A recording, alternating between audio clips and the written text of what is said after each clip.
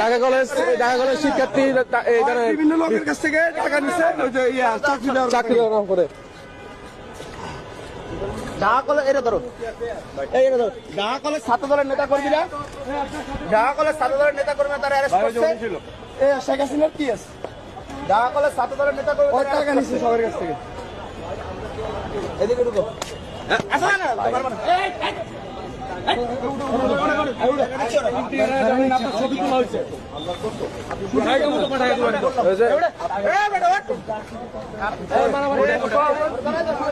এই যে ব্যক্তি ওনাকে নিয়ে ছাড়িয়ে নেওয়ার জন্য আসছিল।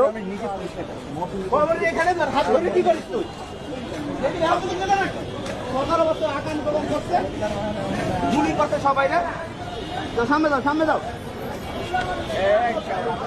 সোজা যা।